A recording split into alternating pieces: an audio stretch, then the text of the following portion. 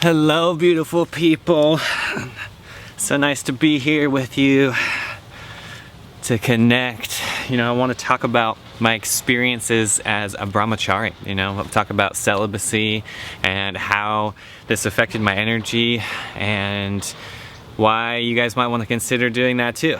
So this is something that really impacted my life growing up. Let's see, I'm 30 years old now. I took 2 big vows of celibacy during brahmacharya. I was living in the Hare Krishna temple in Utah, and I decided to take the full vow. And what's funny is it lasted, 3 years, my first time. And then I met a beautiful young woman who I dated for a while, and that ended, and I took another 2 years of celibacy. So technically, I can't say it was 5 years because there was someone in between, but I want to really emphasize how I took the time for myself, okay, and I took all the distractions away, and I brought all that energy within, and I turned it into kundalini up the spine, expanded my consciousness, yoga, raw foods, meditation every day, getting out in the universe, travel, everything, okay? So that's why I want to make this video, because I think it's really important to look at this from an energetic perspective, okay? We have chakras, right? I'm not going to get into all the chakras in this video. If you want to learn more about the chakras, check out my other video by clicking right there. So the chakras are very important. I look at this from an energetic perspective. We have to work from the ground up, starting with survival, then procreation in the second chakra, moving up to our power, going up to love in our heart chakra, learning how to communicate effectively through the throat chakra, getting energy up to the third eye, expanding our consciousness, and then getting up to the seventh, to the crown, to connect us to the universe itself, okay?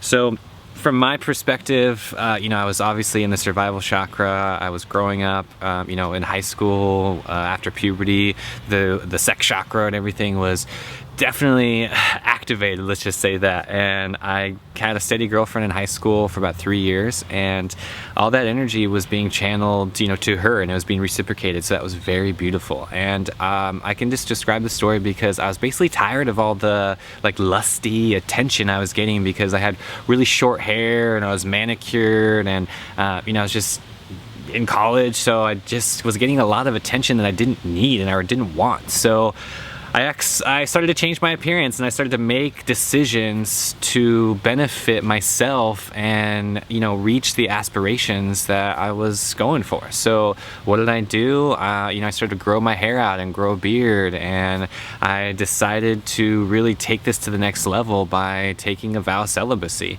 Brahmachari, is a path in the Hindu system, basically, and, it's broken down into years of age, and you take a vow of brahmachari to not release your sexual energy, because we need to channel that up the spine to learn other things, to develop other chakras, right? And that's exactly what I did. It took 3 years before, you're bringing this energy up, and honestly, you have to learn to channel your sexual energy, because otherwise you're just going to spill it out over and over again through the second chakra.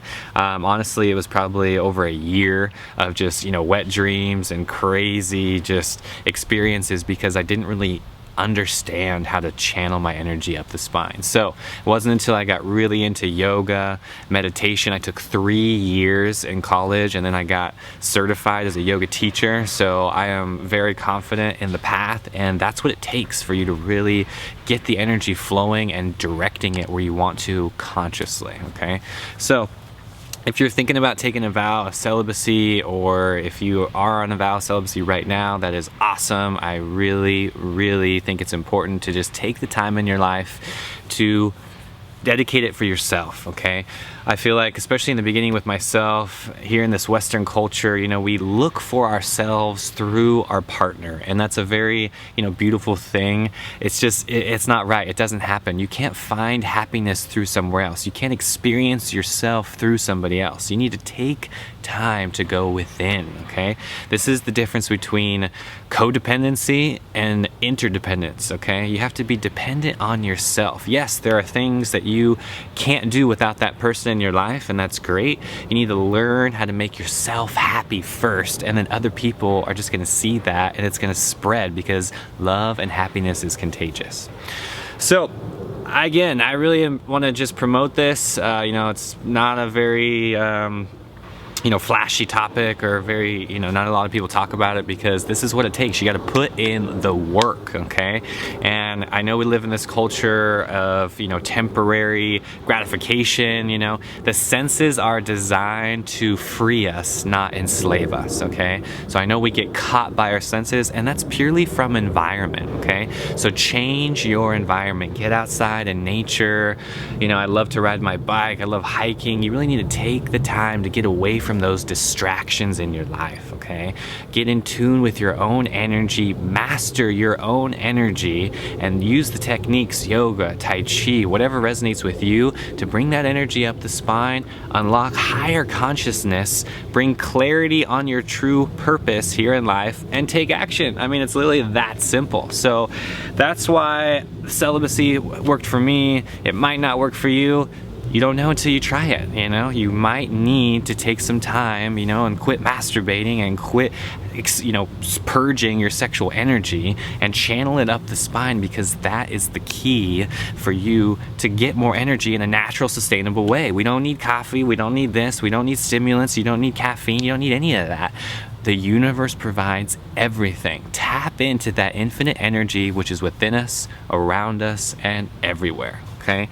Thank you so much for being here. Many blessings to you all, and I'll check you later.